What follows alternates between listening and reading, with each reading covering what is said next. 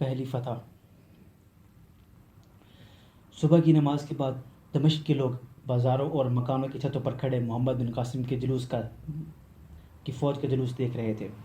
دنیا کی تاریخ میں یہ پہلا واقعہ تھا کہ ایک دور افتادہ ملک پر حملہ کرنے والی فوج کی قیادت ایک 17 سالہ نوجوان کے سپرد تھی۔ دمشق سے لے کر بصرہ تک راستے کے ہر شہری اور بستی سے کئی کم سن لڑکے، نوجوان اور بوڑھے اس فوج میں شامل ہوئے۔ کوفہ اور بصرہ میں محمد بن قاسم کی روانگی کی اطلاع مل چکی تھی۔ یہ نوجوان عورتیں اپنے شوہروں، مائیں اور بیٹوں اور لڑکیوں، اپنے بھائیوں کو نوجوان سالار کا ساتھ دینے کے لیے تیار رہنے پر آمادہ کر رہی تھیں۔ غیور قوم کی اس ایک بے کس بیٹی کی فریاد بصرہ اور کوفہ کے ہر گھر میں پہنچ چکی تھی۔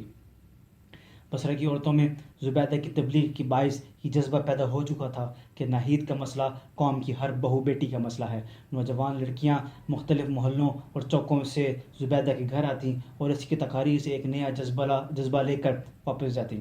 خرابی صحت کے باوجود محمد بن قاسم کی والدہ بصرہ کی معمر عورتوں کی ایک ٹولی کے ساتھ دیہات کی تبلیغ کے لیے ہر محلہ کی عورتوں کے پاس پہنچتی۔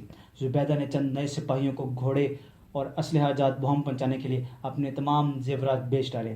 بصرہ کے تمام امیر و غریب گھرانوں کی لڑکیوں نے اس کی تقلید کی اور مجاہدین کی اعانت کے لیے بصرہ کے بیت المال کو چند دنوں میں سونے اور چاندی سے بھر دیا۔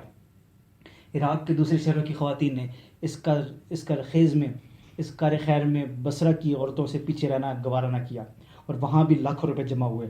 محمد بن قاسم نے بصرہ میں 3 دن قیام کیا۔ اس کی آمد سے پہلے بصرہ میں حجاج بن یوسف کے پاس مکران کے گورنر محمد بن ہارون کا یہ پیغام پہنچ چکا تھا کہ عبید اللہ کی قیادت میں 20 آدمیوں کا جو وفد دیبل بھیجا گیا تھا، اس میں سے صرف 2 جوان جان بچا کر مکران پہنچنے میں کامیاب ہوئے، باقی تمام دیبل کے گورنر نے قتل کر دیے تھے۔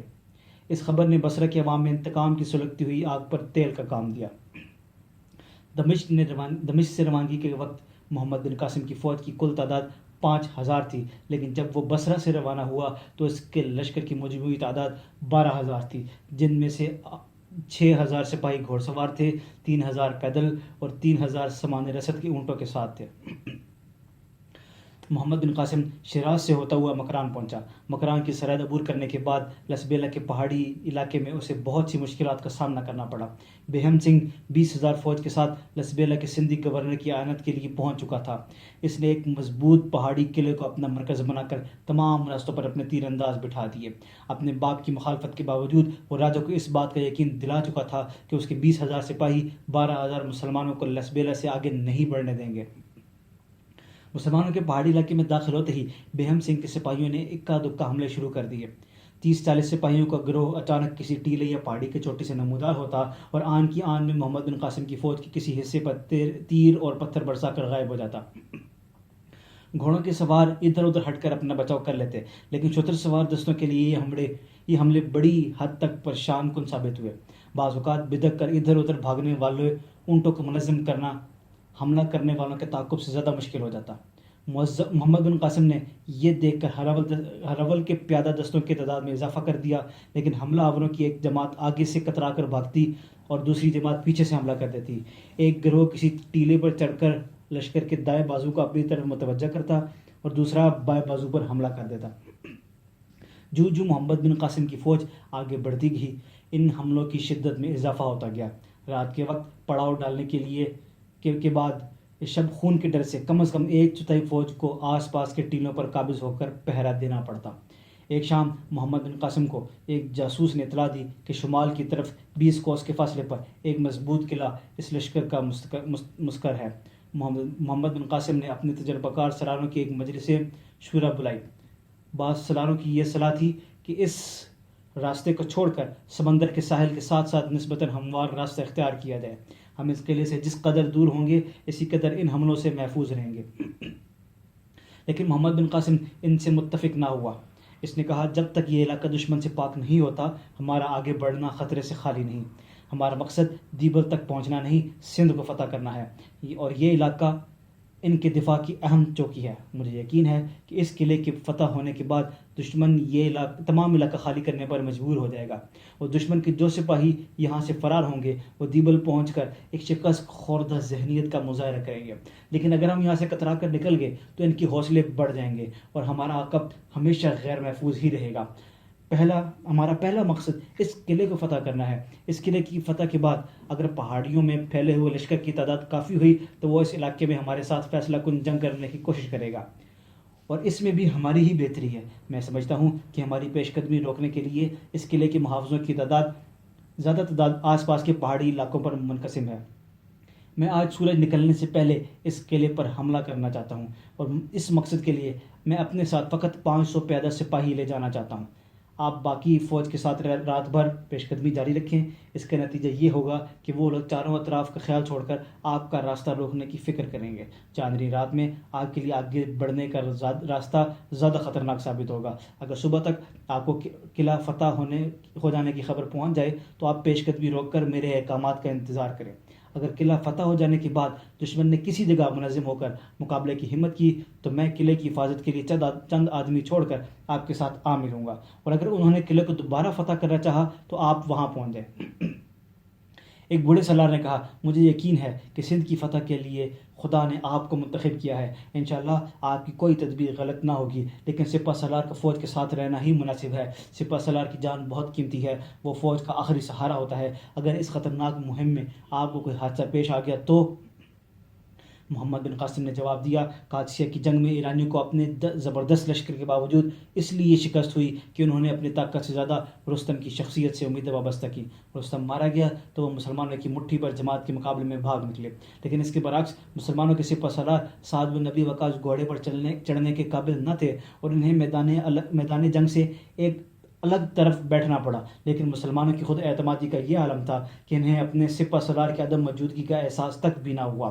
ہماری تاریخ میں آپ کو کوئی ایسا واقعہ نہیں ملے گا جب سالار کی شہادت سے بددل ہو کر مجاہدوں نے ہتھیار ڈال دیے ہوں۔ ہم بادشاہوں اور سالاروں کے لیے نہیں لڑتے، ہم خدا کے لیے لڑتے ہیں۔ بادشاہوں اور سالاروں پر بھروسہ کرنے والے ان کی موت کے بعد مایوس ہو سکتے ہیں، لیکن ہمارا خدا ہر وقت موجود ہے۔ قرآن میں ہمارے لیے اس کے احکام موجود ہیں۔ میں دعا کرتا ہوں کہ خدا مجھے قوم کے لیے رستم نہ بنائے بلکہ مجھے مسنہ بننے کی توفیق دے، جس کی شہادت نے ہر مسلمان کو جذبہ شہادت سے سرشار کر دیا۔ میرے لیے اس سپہ سالار کی جان کی کوئی قیمت نہیں جو اسے اپنے سپاہیوں کے تلواروں کے پہرے میں چھپا کر رکھتا ہے اور اپنے بہادروں کو جان کی بازی لگانے کی بجائے جان بچانے کی ترغیب دیتا ہے۔ اگر اس قلعے کو فتح کرنا اس قدر اہم نہ ہوتا تو میں یہ مہم شاید کسی اور کے سپرد کر دیتا، لیکن اس مہم کا خطرہ اور اس کی اہمیت دونوں اس بات کے متقاضی ہیں کہ میں خود اس کی رہنمائی کروں۔ زبیر نے کہا، میں آپ کے ساتھ چلنا چاہتا ہوں۔ محمد بن قاسم نے جواب دیا، نہیں، میں ایک قلعہ فتح کرنے کے لیے 2 دماغوں کی ضرورت نہیں سمجھتا۔ میری غیر حاضری میں تمہارا فوج کے ساتھ رہنا ضروری ہے۔ میں اپنی جگہ محمد بن ہارون کو مقرر کرتا ہوں اور تم اس کے نائب ہو۔ عشاء کی نماز کے بعد محمد بن قاسم نے 500 نوجوان اس مہم کے لیے منتخب کیے اور ان کے گھوڑے باقی لشکروں کے حوالے کر کے محمد بن ہارون کو پیش قدمی کا حکم دے دیا، اور خود اپنے جانثاروں کے ساتھ ایک پہاڑ کی اوٹ میں چھپ کر بیٹھ گیا۔ آدھی رات کے وقت چاند روپوش ہو گیا اور محمد بن قاسم نے قلعے کا رخ کیا۔ راستے کے تمام پہاڑیوں کے محافظ محمد بن ہارون کی پیش قدمی کو تمام لشکر کی پیش قدمی سمجھ کر اپنی چوکیاں خالی کر کے مشرق کی طرف جا چکے تھے۔ سندھی سواروں نے قلعے میں بہم سنگھ کو مشرق کی طرف مسلمانوں کی غیر متوقع پیش قدمی سے باخبر کر دیا تھا، اور وہ 300 سپاہی قلعے کے اندر چھوڑ کر مسلمانوں کے لشکر کی راہ روکنے کے لیے روانہ ہو گیا۔ تیسرے پہر محمد بن قاسم قلعے سے 1 میل کے فاصلے پر ایک پہاڑی پر پہنچ چکا تھا۔ دور چٹانوں پر بہم سنگھ کے سواروں کے گھوڑوں کی آواز گونجی، اور محمد بن قاسم نے اپنے ساتھیوں سے کہا، وہ قلعہ خالی کر کے جا رہے ہیں، ہمیں جلدی کرنی چاہیے، لیکن قلعے کے اندر حفاظت کے لیے تھوڑی بہت فوج ضرور موجود ہوگی، اس لیے تمہاری طرف سے کوئی شور نہ ہو۔ تمہاری طرف سے ذرا سی آہٹ قلعے کے محافظوں کو باخبر کر دے گی، اور اگر ان کی تعداد 40 بھی ہوئی تو بھی ہمیں کافی دیر تک قلعے سے باہر روک سکیں گے۔ یہ ہدایات دینے کے بعد محمد بن قاسم نے اپنے جانبازوں کو چھوٹی چھوٹی ٹولی میں تقسیم کیا اور قلعے کی طرف پیش قدمی کی۔ قلعے کے قریب پہنچ کر یہ فوج آس پاس کے ٹیلوں میں چھپ کر بیٹھ گئی۔ فصیل پر پہرہ داروں کی آواز میں تھکاوٹ اور نیند کی جھلک تھی، اور یہ محسوس ہوتا تھا کہ وہ بولنے کی بجائے بڑبڑا رہے ہیں۔ محمد بن قاسم اپنے ساتھ 10 نوجوان لے کر فصیل کے ایک نسبتاً پرسکون حصے کی طرف بڑھا اور کمند ڈال کر اوپر چڑھنے کے بعد رسیوں کی سیڑھی پھینک دی۔ اس جگہ 2 پہرے دار گہری نیند سو رہے تھے۔ آن کی آن میں محمد بن قاسم کے 6 ساتھی فصیل پر چڑھ گئے، لیکن 7واں ابھی اوپر نہ پہنچا تھا کہ چند قدم کے فاصلے پر ایک سپاہی نے چونک کر مشعل بلند کرتے ہوئے دیکھا۔ کون ہے؟ دوسرے سپاہی نے چلا کر کہا، دشمن آ گیا، ہوشیار! محمد بن قاسم نے اللہ اکبر کا نعرہ بلند کیا اور ساتھ ہی ایک زوردار حملے سے فصیل کا بہت سا حصہ خالی کرا لیا۔ یہ نعرہ سن کر قلعے کے باہر چھپے ہوئے سپاہی آگے بڑھے اور کمندیں ڈال کر فصیل پر چڑھنے لگے۔ قلعے کے اندر آرام سے سونے والے سپاہی بھی ابھی اپنی تلواریں سنبھال رہے تھے کہ محمد بن قاسم کے 50 سپاہی فصیل پر پہنچ گئے۔ پہرے داروں نے زیادہ دیر تک فصیل پر مزاحمت کرنے کی بجائے اندر جا کر گہری نیند سونے والے ساتھیوں کو جگانا زیادہ مناسب خیال کیا، اور انہوں نے زیادہ دیر تک ڈٹ کر لڑنے پر ایک سرنگ کے راستے فراہم ہونے کو ترجیح دی۔ سرنگ بہت تنگ تھی اور تمام سپاہی بیک وقت اس میں گھسنا چاہتے تھے۔ بعض نے مایوس ہو کر قلعے کا دروازہ کھول دیا اور کوئی پیدل اور کوئی گھوڑے پر سوار ہو کر قلعے سے باہر نکل آیا۔ قلعے کے دروازہ کھلتا دیکھ کر مسلمان بھی فصیل پر چڑھنے کا خیال ترک کر کے اس طرف بھاگے، اور زیادہ آدمیوں کو فرار کا موقع نہ مل سکا۔ دشمن نے چاروں طرف سے مایوس ہو کر تلواریں سونت لی، لیکن تھوڑی دیر مقابلہ کرنے کے بعد ہتھیار ڈال دیے۔ قلعے کے اندر سرنگ میں جمع ہونے والے سپاہی بری طرح ایک دوسرے سے دست و گریباں ہو رہے تھے۔ ان کا شور سن کر محمد بن قاسم ایک پہرے دار کی نیچے گری ہوئی مشعل اٹھا کر چند سپاہیوں کے ساتھ مختلف کمروں سے گزرتا ہوا ایک تہہ خانے کے ایک دروازے پر پہنچا اور فارسی زبان میں بولا، تم میں سے جو فرار ہونا چاہتا ہے اس کے لیے قلعے کا دروازہ کھلا ہے، تم اپنے ہتھیار پھینک کر جا سکتے ہو۔ یہ کہہ کر محمد بن قاسم ایک طرف ہٹ گیا۔ راجا کے سپاہیوں میں سے جو فارسی جانتے تھے انہوں نے ایک دوسرے کو محمد بن قاسم کا مطلب سمجھایا اور محمد بن قاسم کو مشکوک نگاہوں سے دیکھتے ہوئے تہہ خانے سے باہر نکل آئے۔ بعض نے سرنگ کو ترجیح دی، لیکن محمد بن قاسم کے اشارے سے چند سپاہی تہہ خانے میں داخل ہوئے اور تلواریں سونت کر سرنگ کے منہ پر کھڑے ہو گئے۔ محمد بن قاسم نے کہا، جب تمہارے لیے ایک راستہ کھلا راستہ موجود ہے تو تم تنگ اور تاریک راستہ کیوں اختیار کرتے ہو؟ ہم پر اعتبار کرو، اگر تمہیں قتل کرنا مقصود ہوتا تو تمہاری گردنیں ہماری تلواروں سے دور نہیں۔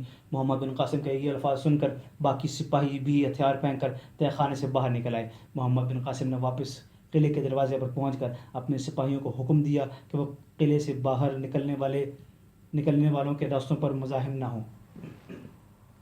یہ لوگ جھجک کر قدم اٹھاتے اور مڑ کر پیچھے دیکھتے ہوئے قلعے سے باہر نکل گئے۔ مفتوح دشمن کے ساتھ یہ سلوک دشمن کی سندھ کی تاریخ میں ایک نیا باب تھا۔ ایک معمر سپاہی آہستہ آہستہ قدم اٹھاتا ہوا دروازے تک پہنچا اور کچھ سوچ کر واپس آ گیا۔ محمد بن قاسم نے اس سے کہا، اگر قلعے میں تمہاری کوئی چیز کھو گئی ہے تو تلاش کر سکتے ہو۔ اس نے غور سے محمد بن قاسم کی طرف دیکھا اور سوال کیا، کیا عرب فوج کے سپہ سالار آپ ہیں؟ ہاں میں ہوں، محمد بن قاسم نے جواب دیا۔ دشمن کسی بھی حالت میں نیک سلوک کا مستحق نہیں ہوتا۔ کیا میں آپ سے پوچھ سکتا ہوں کہ اگر آپ نے ہمارے ساتھ یہ سلوک کیوں کیا؟ ہمارا مقصد دشمن کو تباہ کرنا نہیں بلکہ اس کو سلامتی کا راستہ دکھانا ہے۔ تو یقین رکھیے کہ آپ پر کوئی فتح نہیں پا سکتا۔ یہ لوگ جنہیں آپ اپنے رحم کا مستحق سمجھتے ہیں، کل آپ کے جھنڈے تلے جمع ہو کر ان مغرور بادشاہوں کے خلاف جنگ کریں گے جو گرے ہوئے دشمن پر رحم کرنا نہیں جانتے۔ یہ کہہ کر وہ دروازے سے باہر نکل گیا۔ محمد بن قاسم نے قلعے کا چکر لگایا۔ چند تہہ خانے کھانے پینے کی اشیاء سے بھرے پڑے تھے اور استبل میں 60 گھوڑے موجود تھے۔ محمد بن قاسم کو یقین تھا کہ محمد بن ہارون کے تعاقب میں جانے والی فوج یہ قلعہ فتح ہو جانے کی خبر سنتے ہی واپس آ جائے گی۔ اس نے محمد بن ہارون کے پاس 4 سوار یہ پیغام دے کر روانہ کیے کہ وہ کسی محفوظ مقام پر پڑاؤ ڈال کر اس کے احکام کا انتظار کرے۔ اس کے بعد اس قلعے کا دروازہ بند کر کے فصیل پر چاروں طرف تیر انداز بٹھا دیے اور قلعے پر جا بجا اسلامی پرچم نصب کر دیے۔ محمد بن قاسم فصیل پر کھڑا طلوع آفتاب کا منظر دیکھ رہا تھا۔ اسے مشرق سے 30-40 سواروں کا ایک دستہ قلعے کی طرف آتا دکھائی دیا۔ محمد بن قاسم اور اس کے ساتھی اسے سندھ کی فوج کا دستہ سمجھتے ہوئے کمانوں پر تیر چڑھا کر بیٹھ گئے۔ یہ سوار قلعے سے کوئی 300 قدم کے فاصلے پر آ کر رکے اور ایک سوار اپنے ساتھیوں سے علیحدہ ہو کر گھوڑے کو سر پر دوڑاتا ہوا فصیل کی طرف بڑھا۔ تیر انداز محمد بن قاسم کے اشارے کے منتظر تھے۔ محمد بن قاسم نے انہیں ہاتھ کے اشارے سے منع کیا۔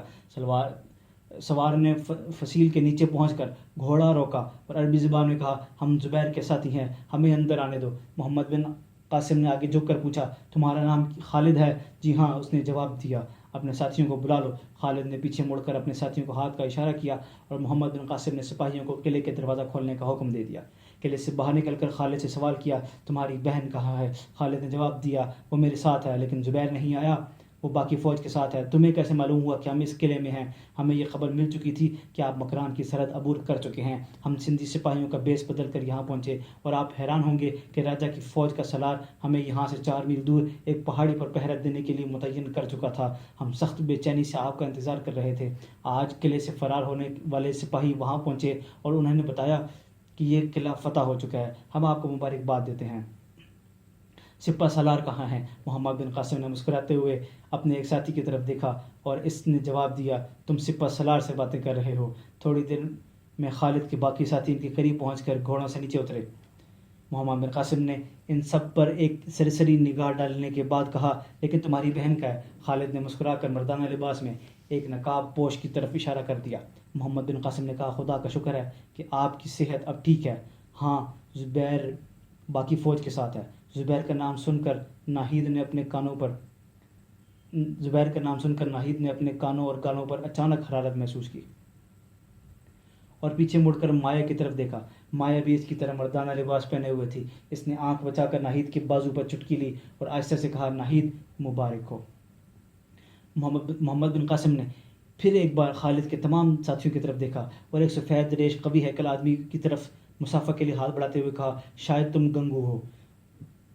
میں تمہارا اور تمہارے ساتھیوں کا شکر گزار ہوں۔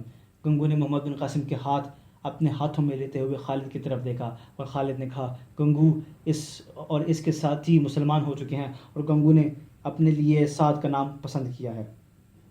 محمد بن قاسم نے الحمدللہ کہہ کر یکے بعد دیگرے سب سے مصافحہ کیا اور ناصر الدین جیرام کے ساتھ ہاتھ ملاتے وقت اس نے کہا، آپ غالباً ناصر الدین ہیں، آپ نے ہمارے لیے بہت تکلیف اٹھائی، خدا آپ کو جزا دے، اور یہ شاید آپ کی ہمشیرہ ہے۔ خالد نے کہا، یہ بھی مسلمان ہو چکی ہے، ان کا نام زہرا ہے۔ زہرا نے ناصر الدین کے قریب آ کر دبی زبان میں پوچھا، یہ کون ہے؟ اور ناصر الدین نے اسے خاموش رہنے کا اشارہ کر کے یہ سوال خالد کے کانوں تک پہنچا دیا۔ خالد نے بلند آواز میں کہا، یہ ہمارے سپہ سالار ہیں۔ سعد اور اس کے ساتھی حیران ہو کر محمد بن قاسم کی طرف دیکھنے لگے۔ دور سے گھوڑوں کی ٹاپ سنائی دی اور فصیل سے ایک پہرے دار نے آواز دی، دشمن کی فوج آ رہی ہے۔ یہ لوگ جلدی سے قلعے میں داخل ہوئے۔ محمد بن قاسم نے فصیل پر چڑھ کر دور تک نگاہ دوڑائی۔ جنوب اور مشرق کی طرف سے سندھ کے ہزاروں پیادہ اور سوار سپاہی قلعے کا رخ کر رہے تھے۔ محمد بن قاسم نے اپنے 10 سپاہیوں کو گھوڑوں پر سوار کر کے اپنے نائب تک یہ پیغام پہنچانے کا حکم دیا کہ وہ شام سے پہلے اس جگہ پہنچ جائے۔ سپاہی گھوڑوں پر سوار ہو گئے تو محمد بن قاسم نے انہیں ہدایت کی کہ وہ مغرب کی طرف سے چکر کاٹ کر حملہ آور لشکر کی زد سے نکل جائیں اور پھر اپنی منزل کا رخ کریں۔ سپاہی گھوڑوں کا سرپٹ دوڑاتے ہوئے قلعے سے باہر نکل گئے۔ حملہ آور قریب آ چکے تھے۔ محمد بن قاسم نے قلعے کا دروازہ بند کرنے کا حکم دے کر دوبارہ فصیل پر چڑھ کر چکر لگایا اور تیر اندازوں کو ہوشیار رہنے کی تاکید کی۔ فصیل کے ایک کونے پر خالد اور اس کے ساتھی نہایت بے تابی سے حملہ آوروں کی آمد کا انتظار کر رہے تھے۔ ان کے درمیان ناہید اور زہرا کو دیکھ کر محمد بن قاسم نے کہا، خالد انہیں نیچے لے جاؤ، یہاں ان کی ضرورت نہیں۔ ناہید نے جواب دیا، آپ ہماری فکر نہ کریں، ہم تیر چلانا جانتی ہیں۔ تمہاری مرضی، لیکن ذرا سر نیچے رکھو۔ محمد بن قاسم یہ کہہ کر آگے بڑھ گیا۔ بیہم سنگھ کے سپاہیوں نے گھوڑوں کو ٹیلوں کے عقب میں چھوڑ کر چاروں طرف سے قلعے کا محاصرہ کر لیا اور چٹانوں اور پتھروں کے مورچے بنا کر قلعے پر تیروں کی بارش کرنے لگے۔ قلعے کی فصیل کے مورچوں میں بیٹھنے والوں کے لیے حملہ آوروں کے تیر بے اثر ثابت ہوئے۔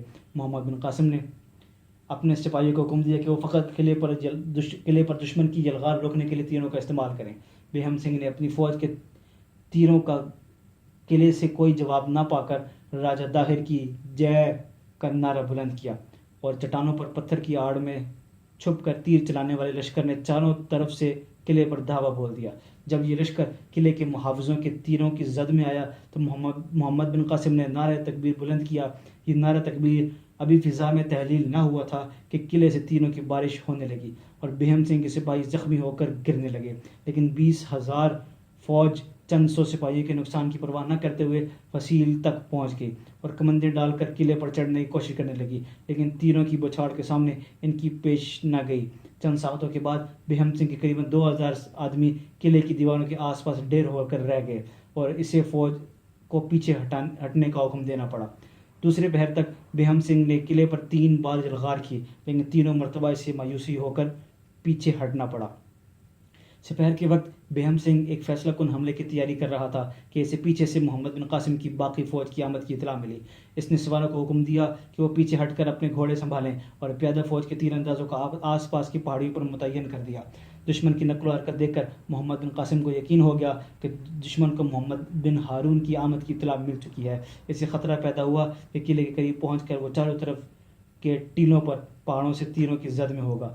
اس نے جلدی سے کاغذ پر ایک نقشہ بنایا اور محمد بن ہارون کے نام چند ہدایات لکھ کر اپنے سپاہیوں کی طرف دیکھتے ہوئے کہا، محمد بن ہارون کے یہاں پہنچنے سے پہلے اسے یہ رکا پہنچانا ضروری ہے، لیکن یہ کام جس قدر اہم ہے اسی قدر خطرناک ہے۔ اس وقت دشمن کی توجہ دوسری طرف مبذول ہو چکی ہے، شمال کی طرف سے دشمن کے مورچے تقریباً خالی ہو چکے ہیں اور ہم فصیل سے آدمی اتار سکتے ہیں، لیکن پھر بھی محمد بن ہارون تک پہنچنے کے لیے اسے کئی خطرات کا سامنا کرنا پڑے گا۔ اس مہم کے لیے رضاکار خالد نے محمد بن قاسم کا فکرہ پورا نہ ہونے دیا اور بولا، مجھے اجازت دیجیے۔ بہت سے سپاہیوں نے خالد کی مخالفت کی اور اپنے نام پیش کیے۔ سعد نے کہا، میں نے سنا ہے کہ مسلمان اپنے نو مسلم بھائیوں کی خواہش رد نہیں کرتے، آپ مجھے اجازت دیں، میرے لباس سے کسی کو مجھ پر شک بھی نہیں ہوگا اور میں اس زمین کے چپے چپے سے واقف بھی ہوں۔ محمد بن قاسم کو اپنی فوج دشمن کے لشکر کے عقب میں 2-3 میل کے فاصلے پر ایک ٹیلے سے اترتی ہوئی دکھائی دی۔ اس نے سعد کے ہاتھ میں رکا دیتے ہوئے کہا، جاؤ، خدا تمہاری مدد کرے۔ سعد بھاگتا ہوا شمال کی دیوار کی طرف پہنچا اور ایک رسے کے ذریعے نیچے اتر گیا۔ محمد بن ہارون نے دور سے بیہم سنگھ کے سوار دستوں کے حملے کے لیے تیار دیکھ کر اپنی فوج کو رکنے کا حکم دیا اور مقابلے کے لیے صفیں درست کرنے کے بعد پیش قدمی کا حکم دینے والا تھا کہ لشکر کے دائیں بازو کا سالار سرپٹ گھوڑا دوڑاتا ہوا اس کے قریب پہنچا اور اس نے ایک رکا اس کے ہاتھ میں دیتے ہوئے کہا، یہ تحریر تو سپہ سالار کی معلوم ہوتی ہے، لیکن لانے والے ایک سندھی ہے، ہم نے اسے گرفتار کر لیا ہے، وہ بھی عربی جانتا ہے اور کہتا ہے کہ زبیر مجھے جانتا ہے، اپنا نام کبھی سعد بتاتا ہے اور کبھی گنگو۔ زبیر نے چونک کر کہا، میں اسے جانتا ہوں۔ محمد بن ہارون نے رکا پڑھنے کے بعد کہا، سپہ سالار کا رکا دیکھنے کے بعد تمہیں اس کے متعلق تحقیقات کرنے کی ضرورت نہیں تھی، اگر تم نے اس کے ساتھ کوئی بدسلوکی کی ہے تو جا کر معافی مانگو اور اپنے سواروں سے کہہ دو کہ وہ میرے ساتھ آ ملیں۔ زبیر، ہمارے دائیں اور بائیں طرف تمام پہاڑیوں پر دشمن کے تیر اندازوں کا قبضہ ہے، تم میسرہ کے شتر سواروں کو اونٹوں سے اتر کر دونوں بازوؤں سے پہاڑیوں پر حملہ کرنے اور بائیں بازو کے سوار کو مقدمات الجیش کے ساتھ شامل ہونے کا حکم دو، جب تک دشمن کے تیر انداز ان پہاڑیوں پر موجود ہیں ہم آگے نہیں بڑھ سکتے۔ بیہم سنگھ کی چال نہایت کامیاب تھی، اگر محمد بن ہارون سامنے سے فوراً حملہ کر دیتا تو اس کے لشکر کے دونوں بازوؤں پر پہاڑوں میں چھپے ہوئے تیر انداز مسلمانوں کی فوج کے لیے بہت خطرناک ثابت ہوتے، لیکن بیہم سنگھ کی توقع کے خلاف جب دائیں اور بائیں بازو سے مسلمانوں کی پیادہ فوج پہاڑیوں پر چڑھنے لگی تو اس نے فوراً آگے بڑھ کر حملے کا حکم دے دیا۔ قلعے کے اندر محمد بن قاسم اس موقع کا منتظر تھا، اس نے 50 سپاہیوں کو قلعے کی حفاظت میں متعین کیا اور باقی فوج کو قلعے سے باہر نکال کر دشمن پر عقب سے حملہ کرنے کے لیے تیار رہنے کا حکم دیا۔ سوار اور پیدل سپاہی قلعے کے دروازے پر جمع ہو گئے۔ محمد بن قاسم دروازے کے سوراخ میں سے دونوں افواج کی نقل و حرکت دیکھنے لگا۔ خالد، ناصر الدین اور اس کے ساتھی بھی قلعے میں ٹھہرنے والے سپاہیوں سے خود زرہیں اور عربی لباس حاصل کر کے گھوڑوں پر سوار ہو گئے۔ اچانک ناہید اور زہرا کیل کنٹھ سلیس ہو کر ایک کمرے سے باہر نکلے اور دروازے کے پاس پہنچ کر کھڑی ہو گئی۔ خالد نے کہا، ناہید،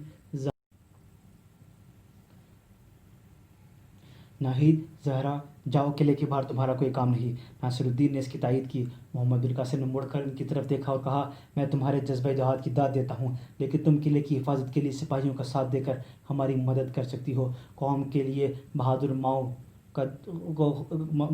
مائیں خون سے زیادہ قیمتی ہیں۔ نازک وقت آنے پر وہ گھروں کی 4 دیواریوں کو گرتی ہوئی قوم کے لیے آخری قلعہ بنا سکتی ہیں۔ تم یہاں ہوگی تو قلعے کی حفاظت میں یہ چند سپاہی اپنے خون کے آخری قطرے تک بہانے سے دریغ نہیں کریں گے، لیکن میدان میں سپاہیوں کو دشمن کا مقابلہ کرنے سے زیادہ تمہاری حفاظت کا خیال ہوگا۔ تم میں سے ایک کا زخمی ہو کر گرنا سینکڑوں سپاہیوں کو بددل کر دے گا، اور یہ معرکہ ایسا نہیں جس کے لیے ہمیں تمہاری مدد کی ضرورت ہو۔ تم تھوڑی دیر آرام کر لو، شاید رات بھر تمہیں زخمیوں کی مرہم پٹی کے لیے جاگنا پڑے۔ خالد، انہیں اندر لے جاؤ۔ یہ کہہ کر وہ پھر دروازے کے سوراخ میں سے جھانکنے لگا۔ جب دونوں افواج گتھم گتھا ہو گئی تو تو محمد بن قاسم نے گھوڑے پر سوار ہو کر دروازہ کھولنے کا حکم دیا۔ خالد، ناہید اور زہرا کو کمرے میں چھوڑ کر واپس لوٹا، اور وہ ابھی دروازے تک نہ پہنچا تھا کہ زہرا نے بھاگ کر اس کا دامن پکڑ لیا۔ خدا کے لیے مجھے اپنے ساتھ لے چلیے، میں زندگی اور موت میں تمہارا ساتھ نہیں چھوڑ سکتی۔ خالد نے برہم ہو کر جواب دیا، زہرا نادان نہ بنو، تم سپہ سالار کا حکم سن چکی ہو، مجھے جانے دو، فوج قلعے سے باہر نکل رہی ہے۔ زہرا نے آبدیدہ ہو کر کہا، خدا کے لیے مجھے بزدل خیال نہ کرو، میں تمہارے ساتھ جان دینا چاہتی ہوں۔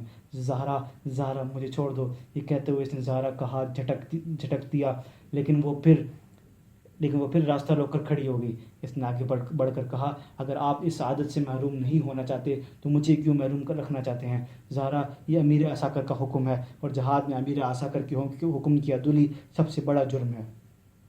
زہرا نے بددل ہو کر خالد کا دامن چھوڑ دیا اور سسکیاں لیتی ہوئی ناہید سے لپٹ گئی۔ خالد بھاگتا ہوا دروازے تک پہنچا، سپاہی جا چکے تھے اور دروازہ بند تھا۔ خالد نے پہرے دار سے دروازہ کھولنے کے لیے کہا، لیکن اس نے جواب دیا، جب تک باہر سے سپہ سالار کا حکم نہ آئے میں دروازہ نہیں کھول سکتا۔ خالد کے پاؤں تلے زمین نکل گئی۔ اسے خیال آیا کہ وہ اسے بزدل سمجھ کر پیچھے چھوڑ گئے ہیں۔ اس نے بھاگ کر دروازے کے سوراخ سے باہر جھانکا۔ قلعے کی پیادہ فوج عقب سے بیہم سنگھ کے لشکر کے دونوں بازوؤں پر حملہ کر چکی تھی، اور محمد بن قاسم 60 سواروں کے ہمراہ براہ راست قلب لشکر پر حملہ کر چکا تھا۔ خالد دشمن کے لشکر کے عین وسط میں ہلالی پرچم دیکھ کر اپنی مٹھیاں بیچتا ہوا اور ہونٹ کاٹتا ہوا پہرے داروں سے مخاطب کرنے لگا، انہوں نے میرا انتظار کیا ہوگا اور یہ سمجھ لیا ہوگا کہ میں موت کے ڈر سے قلعے میں کہیں چھپ کے بیٹھ گیا ہوں۔ خدا کے لیے دروازہ کھول دو، مجھے جانے دو۔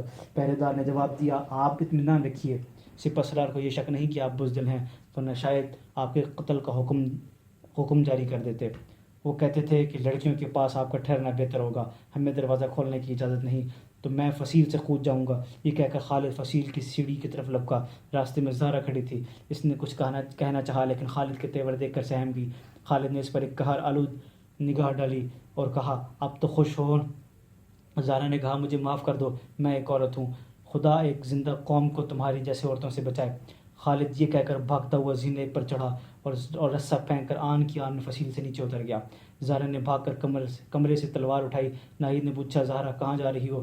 زہرا نے جواب دیا، ناہید، تمہارے بھائی نے ہمیشہ مجھے غلط سمجھا، اگر میں واپس نہ آ سکوں تو اسے کہہ دینا میں بزدل نہ تھی۔ کاش ہمارا سماج عورت کو اپنے پتی کی چتا پر جلنے کی بجائے کسی مقصد پر قربان ہونا سکھاتا۔ ناہید نے کہا، زہرا ٹھہرو، زہرا۔ لیکن زہرا آندھی کی طرح کمرے میں داخل ہوئی اور بگولے کی طرح باہر نکل گئی۔ ناہید اس کے پیچھے بھاگی، لیکن جب تک وہ زینے کے قریب پہنچی وہ فصیل پر چڑھ کر رسیوں کی سیڑھی نیچے پھینک چکی تھی۔ سپاہیوں نے اس کو روکنا چاہا، لیکن اس نے کہا، اگر میرا راستہ روکا گیا تو میں فصیل سے کود جاؤں گی۔ سپاہی پریشان ہو کر ایک دوسرے کی طرف دیکھنے لگے اور زہرا نیچے اتر گئی۔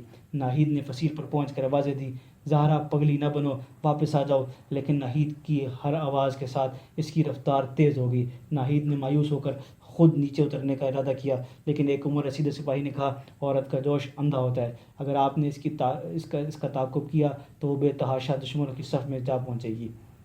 ناہید نے مایوس ہو کر ایک سپاہی سے تیر کمان منگوایا اور فصیل کے ایک مورچے میں بیٹھ گئی۔ ایک گھوڑا اپنے سوار کو میدان میں گرا کر ادھر ادھر بھاگ رہا تھا۔ زہرا نے بھاگ کر اس کی لگام پکڑ لی اور اس پر سوار ہو گئی۔ اسے گھوڑے پر دیکھ کر ناہید کو قدرے اطمینان ہوا اور وہ اس کی سلامتی کے لیے دعائیں مانگنے لگی۔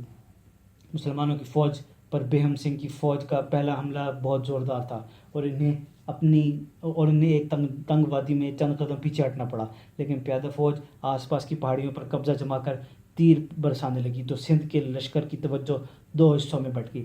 عین اس موقع پر محمد بن قاسم نے قلعے کا دروازہ کھول کر عقب سے حملہ کر دیا اور چند سواروں کے ہمراہ دشمن کی صفیں درہم برہم کرتا ہوا لشکر کے قلب میں جا پہنچا۔ لشکر کے عین درمیان سبز پرچم دیکھ کر محمد بن ہارون نے اپنے لشکر کو تین اطراف سے عام حملے کا حکم دے دیا۔ زبیر محمد بن قاسم کی اعانت کے لیے 500 سواروں کو لے کر آگے بڑھا اور آن کی آن میں اس کے ساتھ آ ملا۔ بیہم سنگھ کی فوج بدحواس ہو کر قلعے کی طرف ہٹنے لگی۔ وادی میں اٹھتی ہوئی گرد نے شام کے دھندلکے کے ساتھ مل کر آمد شب کے آثار پیدا کر دیے تھے۔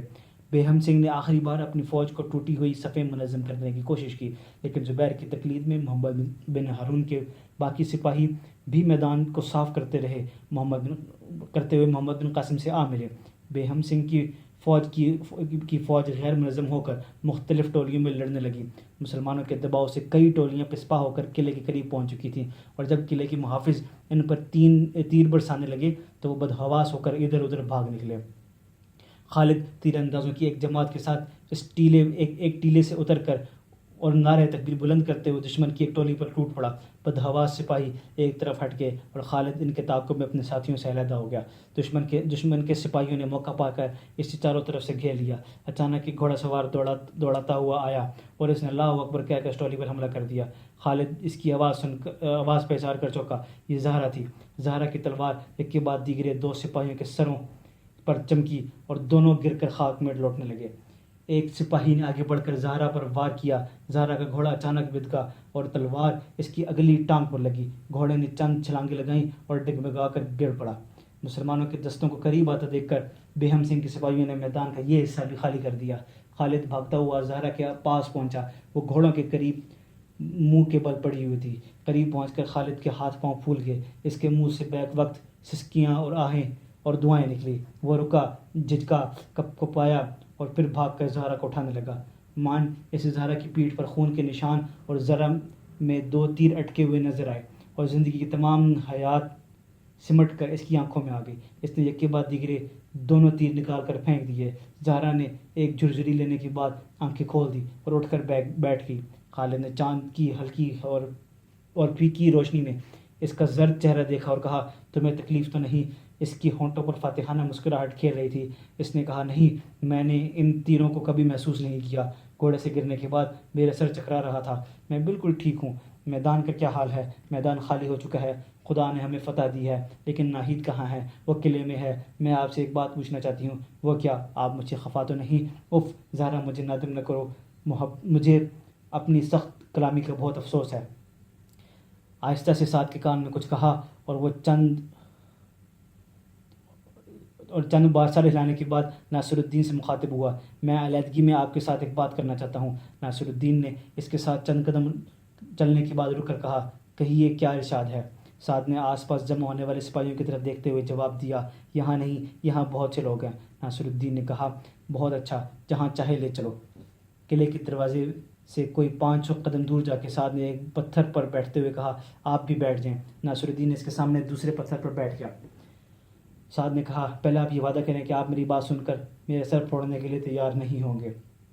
ناصر الدین نے جواب دیا، اگر کوئی سر پھوڑنے والی بات ہوئی تو ضرور پھوڑوں گا۔ سعد نے کچھ دیر سوچنے کے بعد کہا، بات تو ایسی کوئی نہیں، لیکن پرائے ہاتھوں کا کیا اعتبار؟ اچھا، میں کہہ ہی دیتا ہوں۔ بات یہ ہے کہ مایا نہیں، زہرا آپ کی بہن ہے اور میرے لیے بھی وہ بیٹی سے کم نہیں۔ خالد بھی مجھے بہت عزیز ہے، بالکل اپنے بیٹے کی طرح، اور اس سے آگے میری سمجھ میں نہیں آتا کہ میں کیا کہوں۔ مجھے ڈر ہے کہ آپ خفا ہو جائیں گے۔ ناصر الدین نے کہا، میں سمجھ گیا تم کیا کہنا چاہتے ہو۔ خالد اور زہرا کی شادی کر دی جائے؟ ہاں، خدا تمہارا بھلا کرے، میں بھی یہی کہنا چاہتا تھا۔ بس اسی بات کے لیے مجھے یہاں تک گھسیٹ لائے ہو؟ سعد نے جواب دیا، مجھے یہ خیال تھا کہ آپ بگڑ کر میری داڑھی نوچنے پر آمادہ ہو جائیں گے تو دوسرے ہمارا تماشا نہ دیکھیں۔ ناصر الدین نے جواب دیا، میں حیران ہوں کہ مجھے آپ نے اس قدر برا خیال کیا۔ مجھے گنگو سے نفرت تھی، لیکن سعد کی میرے دل میں وہی عزت ہے جو ایک راجپوت کے دل میں اپنے باپ کے لیے ہونی چاہیے۔ آپ جس وقت چاہیں ان سے شادی کر سکتے ہیں۔ سعد نے کہا، میں تو چاہتا ہوں کہ ابھی ہو جائے، لیکن زہرا زخمی ہے۔ سعد نے چونک کر سوال دیا، زہرا زخمی ہے؟ مجھے کسی نے کیوں نہیں بتایا؟ چلو چلیں۔ ناصر الدین نے اسے تسلی دیتے ہوئے کہا، گھبرانے کی کوئی بات نہیں، اس کے زخم بالکل معمولی ہیں۔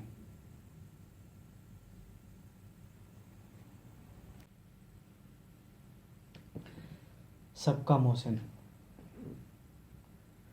آدھی رات تک محمد بن قاسم کے تھکے ہارے سپاہیوں کی مرہم پٹی اور شہیدوں کی تجہیز و تکفین میں مصروف رہے۔ میدان میں چاروں طرف سے دشمن کے زخمی سپاہیوں کی چیخ و پکار سنائی دے رہی تھی۔ شہیدوں کی نماز جنازہ پڑھنے کے بعد مسلمانوں کی فوج کا 17 سالہ سپہ سالار، جس کا جسم بے آرامی کی کئی راتیں کاٹنے کے بعد تھکاوٹ سے چور ہو چکا تھا، جس کے بازو دن بھر تلواروں اور نیزوں سے کھیلنے کے بعد شل ہو چکے تھے، اپنی پیٹھ پر پانی کا مشکیزہ اٹھائے زخموں سے کراتے ہوئے دشمن کی پیاس بجھا رہا تھا۔ وہ آنکھیں جن میں اس کے ساتھیوں نے لڑائی کے وقت قہر و غضب کی آنکھ کے شعلے دیکھے تھے، اب گر کر تڑپنے والے دشمن کے لیے عفو اور رحم کے آنسوؤں سے لبریز تھیں۔ وہ ہاتھ جس کی تلوار دشمن کے سر پر بجلی بند کر گوند رہی تھی، اب ان کے زخموں پر مرہم رکھ رہا تھا۔ محمد بن قاسم کے سپاہی نے بھی اس تھکاوٹ سے چور تھے، لیکن وہ اپنے بالکل نوجوان سپہ سالار کی تقلید میں ایک روحانی لذت محسوس کر رہے تھے۔ انہوں نے دشمن کے زخمیوں کو اٹھا اٹھا کر قلعے کے سامنے قطار در قطار لٹا دیا۔ محمد بن قاسم کو ایک پہاڑی کے دامن سے کسی کے کرانے کی آواز آئی اور وہ مشعل اٹھائے اس طرف بڑھا۔ سعید، زبیر، سعد، ناصر الدین اور چند اور سالار اس کے ساتھ تھے۔ مشعل کی روشنی میں چند لاشوں کے درمیان اسے ایک زرہ پوش نوجوان دکھائی دیا۔ اس کی زرہ میں کئی جگہوں پر خون کے نشان تھے اور پسلی میں ایک تیر پیوست تھا۔ اس کے دائیں ہاتھ سے تلوار کا دستہ چھوٹ چکا تھا، لیکن بائیں ہاتھ میں وہ ابھی تک مضبوطی کے ساتھ سندھ کا جھنڈا تھامے ہوا تھا۔ محمد بن قاسم نے مشعل اپنے ایک ساتھی کے ہاتھ میں تھما دی اور زمین پر گھٹنا ٹیکتے ہوئے اسے اٹھنے کا سہارا دے کر پانی پلایا۔ چند گھونٹ پینے کے بعد نوجوان نے آنکھیں کھولی اور محمد بن قاسم اور اس کے ساتھیوں کو غور سے دیکھنے کے بعد جھنڈے کو دونوں ہاتھوں میں مضبوطی سے پکڑ لیا۔ ناصر الدین نے زبیر سے کہا، زبیر، تم نے اسے پہچانا نہیں؟ زبیر نے آگے بڑھ کر زخمی نوجوان کی طرف دیکھا اور کہا، اف، یہ بیہم سنگھ ہے۔ بیہم سنگھ نے آنکھیں کھولی اور اپنے چہرے پر ایک دردناک مسکراہٹ لاتے ہوئے کہا، تمہیں فتح مبارک ہو۔ محمد بن قاسم کے استفسار پر زبیر نے بیہم سنگھ کے الفاظ کا عربی میں ترجمہ کیا اور اس نے کہا، میں حیران ہوں کہ ایسے بہادر سپہ سالار کی موجودگی میں سندھ کی فوج میدان چھوڑ کر بھاگ گئی ہے۔ زبیر، تم اسے سہارا دو، میں اس کا تیر نکالتا ہوں۔ زبیر نے آگے بڑھ کر بیہم سنگھ کو سہارا دیا۔ محمد بن قاسم نے اس کی طرف ہاتھ بڑھایا اور بیہم سنگھ نے جھنڈا چھوڑ کر اس کا ہاتھ پکڑ لیا۔ محمد بن قاسم نے ناصر الدین کو اشارہ کیا اور اس نے بیہم سنگھ کے دونوں ہاتھ پکڑ لیے۔ محمد بن قاسم نے تیر نکال کر ایک طرف پھینک دیا اور ناصر الدین کو فوراً زرہ کھول کر ڈالنے کے لیے کہا۔ بیہم سنگھ کے زخم زیادہ گہرے نہ تھے، لیکن خون زیادہ بہہ جانے کی وجہ سے وہ نڈھال ہو چکا تھا۔ محمد بن قاسم نے اس کی برہم پٹی سے فارغ ہو کر سپاہیوں کو حکم دیا کہ اسے قلعے کے اندر لے جائیں اور خود دوسرے زخمی سپاہیوں کی دیکھ بھال میں مصروف ہو گیا۔ زہرا نے اپنے زخموں کو زیادہ اہمیت نہ دی۔ وہ حسب معمول علی صبح اٹھ کر ناہید کے ساتھ صبح کی نماز کے لیے کھڑی ہو گئی۔ نماز ادا کرنے کے بعد زہرا نے اپنے بستر پر لیٹتے ہوئے کہا، ناہید، کاش میں زیادہ زخمی ہوتی اور تمہاری تیمارداری کا لطف اٹھاتی۔ ناہید نے مسکراتے ہوئے کہا، تم میری تیمارداری کا تصور کر رہی ہو یا خالد کی تیمارداری کا؟ زہرا کے گالوں پر تھوڑی دیر کے لیے حیا کی سرخی چھا گئی۔ دروازے پر ناصر الدین نے دستک دیتے ہوئے کہا، میں اندر آ سکتا ہوں؟ ناہید نے اٹھ کر دوسرے کمرے میں جاتے ہوئے کہا، لو اب اٹھ جاؤ، ورنہ کیا ہوگا؟ ناہید نے کہا، ورنہ تمہاری شادی شاید دیبل کی فتح تک ملتوی ہو جائے۔ زہرا کا دل دھڑکنے لگا۔ اس نے اٹھ کر ناہید کے دامن پکڑ لیا اور کہا، ناہید آپا، ناہید، سچ کہو، یہ کیا معاملہ ہے؟ ناہید نے اپنے دامن چھڑاتے ہوئے کہا، پگری، تمہارا بھائی باہر کھڑا ہے، مجھے چھوڑ دو۔ نہیں، جب تک تم مجھ سے صاف صاف نہ کہو میں نہیں چھوڑوں گی۔ بھیا ذرا ٹھہرنا، میں آپا ناہید سے ایک بات کر رہی ہوں۔ ہاں بتاؤ، ناہید نے کہا، اچھا بتاتی ہوں، سنو۔ رات کے وقت سعد نے میدان میں آتے ہی تمہارے متعلق پوچھا اور میں نے تمام واقعات بتا دیے، اور تمہارے دل کی حالت پہلے بھی اس سے پوشیدہ نہ تھی۔ تمہیں یاد ہے جب ہم قلعے میں داخل ہو رہے تھے، وہ تمہارے بھائی کو پکڑ کر ایک طرف لے گیا تھا، تو اس نے بھائی سے کیا کہا ہوگا؟ یہی کہ خالد کے ساتھ تمہاری شادی کر دی جائے۔ آپا سچ کہو، تم مذاق کر رہی ہو؟ پگلی، میں مذاق نہیں کر رہی، تمہارا بھائی ابھی میری باتوں کی تصدیق کر دے گا۔ زہرا کی آنکھوں میں خوشی کے آنسو چھلک رہے تھے۔ ناہید نے کہا، ہیں، تم رو رہی ہو؟ کیا تمہیں میرے بھائی پسند نہیں؟ اس نے مسکراتے ہوئے جواب دیا، نہیں تو میں خود تمہارے بھائی سے کہہ دیتی ہوں کہ وہ تمہیں شادی کے لیے مجبور نہ کرے۔ کہوں اس سے؟ یہ کہتے ہوئے ناہید ایک شرارت آمیز تبسم کے ساتھ دروازے کی طرف بڑھی، لیکن زہرا آگے بڑھ کر اس کے ساتھ لپٹ گئی۔ میری بہن، میری آپا، اس نے آنسو پوچھتے ہوئے کہا۔ ناہید نے کہا، تو تم خالد کے ساتھ شادی پر رضامند ہو؟ زہرا نے اس کی طرف دیکھا، مسکرائی اور اسے دوسرے کمرے کی طرف دھکیلتے ہوئے بولی، جاؤ، تم بہت شریر ہو۔ ناصر الدین نے باہر سے آواز دی، زہرا، تمہاری باتیں کب ختم ہوگی؟ اس نے بستر پر لیٹتے ہوئے جواب دیا، آ جاؤ بھیا۔ بہن ناہید دوسرے کمرے میں چلی گئی ہے۔ ناصر الدین نے اندر پاؤں رکھتے ہی پوچھا، تمہارے زخموں کا اب کیا حال ہے؟ اس نے جواب دیا، بھیا وہ معمولی خراشیں تھیں، میں بالکل ٹھیک ہوں۔ ناصر الدین نے اس کے قریب چارپائی پر بیٹھ گیا۔ زہرا کا دل دھڑک رہا تھا۔ تھوڑی دیر سوچنے کے بعد ناصر الدین نے کہا، زہرا، خالد ایک بہادر نوجوان ہے، میرا ارادہ ہے کہ تمہاری شادی اس کے ساتھ کر دی جائے، تمہیں یہ رشتہ پسند ہے؟ زہرا نے جواب دینے کی بجائے دونوں ہاتھوں میں منہ چھپا لیا۔ ناصر الدین نے تھوڑی دیر سوچنے کے بعد کہا، میرا ارادہ تھا کہ سندھ فتح ہونے کے بعد تمہاری شادی دھوم دھام سے ہو، لیکن مسلمان ایسی رسومات کو برا سمجھتے ہیں۔ اس کے علاوہ اہل سندھ کے ساتھ ابھی فیصلہ کن جنگ ہونے والی ہے، سپاہی کو اپنی زندگی کا کوئی بھروسہ نہیں ہوتا۔ میں چاہتا ہوں کہ تمہیں اپنے ہاتھوں سے خالد کو سونپ دوں۔ ناہید تمہیں بہت چاہتی ہے، وہ تمہارا خیال رکھے گی اور میں زیادہ اطمینان کے ساتھ اسلام کی خدمت کر سکوں گا۔ زہرا، اس بے سر و سامانی میں میرے پاس تمہارے لیے نیک دعاؤں کے سوا کچھ بھی نہیں۔ اگر میرے پاس ساری دنیا کی دولت ہوتی تو میں تم پر وہ بھی نچھاور کر دیتا۔ بھیا بھیا، اس نے آگے بڑھ کر ناصر الدین کی گود میں سر رکھ دیا اور ہچکیاں لیتے ہوئے کہا، مجھے کسی چیز کی ضرورت نہیں۔ اس نے پیار سے اس کے سر پر ہاتھ پھیرتے ہوئے کہا، زہرا، میرا ارادہ ہے کہ آج ہی تمہاری شادی کر دوں۔ فوج 2-4 دن اور یہاں ٹھہرے گی، لیکن یہ بھی ممکن ہے کہ اچانک دیول سے راجہ کی فوج کی پیش قدمی کی اطلاع آ جائے اور ہمیں فوراً کوچ کرنا پڑے۔ سعد محمد بن قاسم سے ذکر کر چکا ہے اور وہ بہت خوش ہیں۔ سعد خالد سے بھی پوچھ چکا ہے اور بہن ناہید کو بھی مبارکباد دو۔ سالار اعظم خود اس کے بھائی کو بلا کر اس کی رضامندی حاصل کر چکے ہیں، وہ خود تم دونوں کا نکاح پڑھانا چاہتے ہیں۔ باہر سے سعد نے ناصر الدین کو آواز دی اور وہ اٹھ کر کمرے سے نکل گیا۔ زہرا نے اٹھ کر برابر والے کمرے کا دروازہ کھولتے ہوئے کہا، ناہید ناہید، تم نے سنا آج تمہاری شادی ہے؟ میری شادی؟ ناہید کے چہرے پر حیا اور مسرت کی سرخ و سفید لہریں دوڑنے لگیں۔ ہاں ناہید، شاید تمہاری شادی۔ اب بتاؤ، تمہیں زبیر بھیا پسند ہیں یا نہیں؟ اور میں ابھی انہیں بلا کر کہتی ہوں کہ وہ اپنے لیے کوئی اور لڑکی تلاش کریں۔ ناہید نے کہا، تم بہت شریر ہو زہرا۔ خالد نے برآمدے سے برابر کے کمرے کا دروازہ کھٹکھٹاتے ہوئے ناہید کو آواز دی اور زہرا نے ہنستے ہوئے کہا، ناہید جلدی جاؤ ورنہ تمہاری شادی سندھ کی فتح تک ملتوی ہو جائے گی۔ میں مذاق نہیں کرتی، تمہارا بھائی ابھی میری باتوں کی تصدیق کر دے گا۔ ناہید زہرا کو محبت بھری نظروں سے دیکھتی ہوئی دوسرے کمرے میں داخل ہوئی۔ اس کا دل خوشی کے سمندر میں غوطے کھا رہا تھا، اس کے پاؤں ڈگمگا رہے تھے۔ شام کے وقت لشکر کے تمام سالار قلعے کے ایک وسیع کمرے میں جمع ہو کر زبیر اور خالد کو ان کی شادی پر مبارکباد دے رہے تھے۔ ناہید اور زہرا اپنے کمرے میں بیٹھی آپس میں باتیں کر رہی تھیں۔ ناہید نے کہا، زہرا، نکاح کے وقت تمہاری زبان کم کیوں ہو گئی تھی؟ ناہید نے، مجھے معلوم نہیں، تم جانتی ہو مجھے یہ امید نہ تھی کہ یہ تمام باتیں اس قدر جلدی ہو جائیں گی۔ میرے کان سائیں سائیں کر رہے تھے، مجھے یہ بھی معلوم نہ تھا کہ میں کہاں ہوں، اور پھر اگر نکاح پڑھانے والا محمد بن قاسم کی بجائے کوئی اور ہوتا تو میں شاید اس قدر بدحواس نہ ہوتی۔ اس کے چہرے پر کتنا جلال تھا اور اس کی آواز کس قدر روبدار تھی۔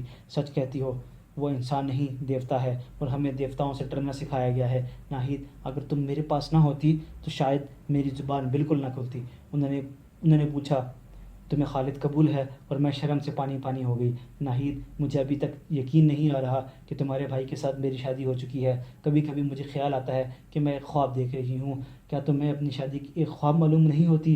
ناہید مسکرائی اور زہرا اس کے گلے میں باہیں ڈال کر اس سے لپٹ گئی۔ ناہید اس کے سیاہ اور خوبصورت بالوں سے کھیلنے لگی۔ اچانک اس کے دل میں ایک خیال آیا اور اس نے اپنے گلے سے موتیوں کا ہار اتار کر زہرا کے گلے میں ڈال دیا۔ زہرا نے کہا، نہیں نہیں، یہ تمہیں اچھا لگتا ہے؟ ناہید نے جواب دیا، میرے پاس دوسرا ہے، مجھے خالد دے گیا ہے۔ یہ کہتے ہوئے اپنے ہیرے کی انگوٹھی اتار دی اور زہرا کے احتجاج کے باوجود اس کی انگلی میں پہنا دی۔ دیکھو، اگر تمہیں میری خوشی منظور ہے تو اسے مت اتارو۔ زہرا مغموم سی ہو کر ناہید کی طرف دیکھنے لگی۔ ناہید نے کہا، زہرا، تم مغموم کیوں ہو گئی؟ مجھے زیور اچھے نہیں لگتے اور تمہارے ملک میں زیور پہننے کا رواج ہے۔ زہرا نے کہا، لیکن ہمارے ملک میں بھابھی نن سے لیتی نہیں، اسے دیتی ہے، اور میں گھر سے اتنی دور۔ ناہید نے بات کاٹتے ہوئے کہا، پگلی بھابھی تم آج ہی ہو، اس سے پہلے ایک عرصہ سے تم میری ننھی بہن تھی۔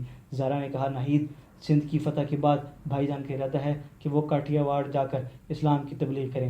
میرا بھی ارادہ ہے کہ میں چند دن کے لیے وہاں جاؤں۔ کاش تم بھی ہمارے ساتھ چل سکو۔ اگر ہمارا گھر سمندر کے کنارے ایک چھوٹے سے قلعے میں ہے، ان کے 3 طرف آموں کے وسیع باغات ہیں، بیچ میں سے ایک ندی گزرتی ہے۔ میں اس ندی کے کنارے آم کے ایک درخت پر جھولا کرتی تھی۔ برسات کے دنوں میں اس ندی کا پانی بہت تیز بہتا تھا اور میں اپنی سہیلیوں کے ساتھ اس میں نہایا کرتی تھی۔ بارش میں ہم آم توڑ کر کھایا کرتے۔ شہد کی طرح میٹھے آم، باغ سے پرے ایک خوبصورت جھیل تھی۔ ہم پانی میں کود کر آنکھ مچولی کھیلتی اور کنول کے پھول توڑ کر ایک دوسرے پر پھینکا کرتی۔ ناہید، میں تمہیں وہاں ضرور لے چلوں گی۔ ناہید نے جواب دیا، خدا ہمیں فتح دے، ممکن ہے سندھ کے بعد ہماری افواج تمہارے شہر کا رخ کریں۔ زارا نے کہا، خدا وہ دن جلد لائے اور میں اپنے ہاتھوں سے اس قلعے پر اسلام کا پرچم لے رہا ہوں۔ ناہید، میں حیران ہوں کہ میرے خیرات میں اتنا بڑا تغیر کیوں کرایا۔ مجھے اچھوتوں سے نفرت تھی۔ ایک دن میں اپنی سہیلیوں کے ساتھ جھیل پر گئی، وہاں ایک اچھوت لڑکا نہا رہا تھا، ہم نے اسے پتھر مار مار کر بے ہوش کر دیا، اور ایک دن اس نیچ ذات مسافر ہمارے باغ کے پاس سے گزرا، اس نے نیچے گرے ہوئے چند آم اٹھائے اور ہمارے نوکروں نے اسے 8 پہر تک ایک درخت کے ساتھ باندھے رکھا۔ میں کئی دفعہ وہاں سے گزری اور تم حیران ہوگی کہ اسے بھوکا اور پیاسا دیکھ کر مجھے ذرا بھی رحم نہ آیا۔ اب اگر میں وہاں گئی تو آس پاس کی بستی کے تمام اچھوتوں کو دعوت دوں گی کہ آؤ ہمارے باغ کے آم کھاؤ اور ہمارے کنویں کا ٹھنڈا اور میٹھا پانی پیو۔ اور ان سب کی سب سے بڑی حسرت ہمارے مندروں میں آ کر ہمارے دیوتاؤں کی پوجا کرنی تھی، اور میں انہیں یہ پیغام دوں گی کہ مسلمان اس ملک میں وہ عبادت گاہیں تعمیر کرنے کے لیے آئے ہیں جن میں ایک اچھوت برہمن کے ساتھ بلکہ اس سے بھی آگے کھڑا ہو سکتا ہے۔ ناہید نے کہا، خدا تمہاری خواہش پوری کرے۔ قلعے کو تمام فوج کی ضرورت کے لیے تنگ دیکھ کر محمد بن قاسم نے قلعے کے باہر خیمے نصب کروا دیے۔ اپنی فوج کے زخمیوں کی طرح اس نے بیہم سنگھ کی فوج کی زخمی سپاہیوں کو بھی خیموں میں جگہ دی، اور اپنی فوج کے طبیبوں اور جراحوں کو حکم دیا کہ دشمن کی فوج کے ساتھ زخمیوں کے علاج میں کوئی کوتاہی نہ کریں۔ محمد بن قاسم خود بھی علم جراحی اور طبابت میں خاصی دسترس رکھتا تھا۔ وہ صبح شام زخمیوں کے خیموں میں چکر لگاتا اور فردن سب کا حال پوچھتا اور انہیں تسلی دیتا۔ دشمن کے زخمیوں سے تبادلہ خیالات کے لیے وہ سعد کو اپنا ترجمان بنا کر ساتھ لیے پھرتا۔ انہیں ملول و مغموم دیکھ کر وہ کہتا، تم بہت جلد اچھے ہو جاؤ گے، یہ مت سمجھو کہ تم ہماری قید میں ہو، تندرست ہونے کے بعد تم جہاں جانا چاہو جا سکتے ہو۔ وہ اس کی طرف احسان مندانہ نگاہوں سے دیکھتے ہوئے کہتے، بھگوان کے لیے آپ ہمیں شرمسار نہ کریں، ہمیں آپ کو اس قدر تکلیف دینے کا کوئی حق نہیں، آپ آرام کریں۔ وہ جواب دیتا، نہیں، یہ میرا فرض ہے۔ بیہم سنگھ کے ساتھ محمد بن قاسم کو گہری دلچسپی تھی۔ وہ دونوں وقت خود اس کے زخم دیکھتا اور اپنے ہاتھوں سے برم پٹی کرتا۔ ناصر الدین اور زبیر ہر طریقے سے اس کی دلجوئی کرتے۔ بیہم سنگھ نے ابتدا میں یہ سمجھا کہ یہ سلوک اس کے ساتھیوں کو ورغلانے کے لیے مسلمانوں کی ایک چال ہے، لیکن 3-4 دن کے بعد وہ محسوس کرنے لگا کہ یہ محض بناوٹ نہیں، بلکہ محمد بن قاسم اور اس کے ساتھی فطرتاً عام انسانوں سے مختلف ہیں۔ اس کے زخم زیادہ خطرناک نہ تھے، لیکن بہت سا خون بہہ جانے کی وجہ سے اس کے جسم میں نکاہت آ چکی تھی۔ محمد بن قاسم کے علاج اور زبیر اور ناصر الدین کی تیمارداری کی بدولت وہ چوتھے دن چلنے پھرنے کے قابل ہو گیا۔ 5ویں دن حسب معمول نماز عشاء کے بعد محمد بن قاسم سعد کے ساتھ زخمیوں کے خیموں کا چکر لگاتے ہوئے بیہم سنگھ کے خیمے میں داخل ہوا۔ وہ اپنے بستر پر لیٹا خواب کی حالت میں بڑبڑا رہا تھا، نہیں، مجھے دوبارہ اس کے مقابلے پر نہ بھیجیے، وہ انسان نہیں دیوتا ہے، آپ قیدیوں کو چھوڑ دیجیے، وہ آپ کی خطا معاف کر دے گا۔ نہیں، میں نہیں جاؤں گا، راجا کے پاپ کی سزا پرجا کو کیوں ملے، مجھے موت کا ڈر نہیں، لیکن میری جان لے کر تم آنے والی مصیبت کو نہیں ٹال سکتے، ظالم، بزدل، اف بھگوان۔ بیہم سنگھ نے کپا کر آنکھیں کھول دی اور حیرت زدہ ہو کر سعد اور محمد بن قاسم کی طرف دیکھنے لگا۔ محمد بن قاسم نے کہا، معلوم ہوتا ہے کہ تم کوئی بھیانک خواب دیکھ رہے تھے۔ بیہم سنگھ سوچ میں پڑ گیا، اس کی پیشانی پر پسینے کے قطرے ظاہر کر رہے تھے کہ خواب کی حالت میں سخت ذہنی کشمکش میں مبتلا تھا۔ محمد بن قاسم نے آگے بڑھ کر اس کی نبض پر ہاتھ رکھتے ہوئے کہا، تمہاری طبیعت بالکل ٹھیک ہے، زخم میں تکلیف تو نہیں؟ اس نے اپنے ہونٹوں پر مغموم مسکراہٹ لاتے ہوئے جواب دیا، نہیں۔ محمد بن قاسم نے کہا، میری فوج کل صبح یہاں سے کوچ کرنے والی ہے، مجھے افسوس ہے کہ بعض مصلحتیں مجھے یہاں زیادہ دیر قیام کرنے کی اجازت نہیں دیتی، ورنہ میں چند دن اور تمہاری تیمارداری کرتا۔ بہر صورت میں 500 سپاہی اس قلعے میں چھوڑ کر جا رہا ہوں، وہ تم لوگوں کا خیال رکھیں گے۔ تمہاری فوج کے جو زخمی تندرست ہو چکے ہیں انہیں کل اپنے گھروں کو جانے کی اجازت ہوگی، تم جب تک گھوڑے کی سواری کے قابل نہیں ہوتے یہیں ٹھہرو۔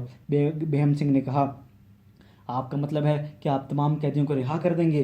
محمد بن قاسم نے جواب دیا، ہمارا مقصد لوگوں کو قیدی بنانا نہیں، بلکہ ہم انہیں ایک ظالم حکومت سے نجات دلا کر ایک ایسے نظام سے آشنا کرنا چاہتے ہیں جس کا بنیادی اصول مساوات ہے۔ آپ کے سپاہی ہمیں غیر ملکی حملہ آور سمجھ کر ہمارے مقابلے میں آئے تھے، لیکن انہیں یہ معلوم نہ تھا کہ ہماری جنگ وطن کے نام پر نہیں، قوم کے نام پر نہیں، ہم سندھ پر عرب کی برتری نہیں چاہتے، ہم روئے زمین کے تمام انسانوں کی بہتری کے لیے ایک عالمگیر انقلاب چاہتے ہیں، ایک انقلاب جو مظلوم کا سر اونچا رکھنے کے لیے ظالم کی لاٹھی چھین لینا چاہتا ہے۔ ہماری جنگ راجوں مہاراجوں کی جنگ نہیں، انسانوں اور بادشاہوں کی جنگ ہے، انسانوں اور بادشاہوں کی جنگ ہے۔ ہمارا مقصد یہ نہیں کہ ہم سندھ کے راجہ کا تاج اتار کر اپنے سر پر رکھ لیں۔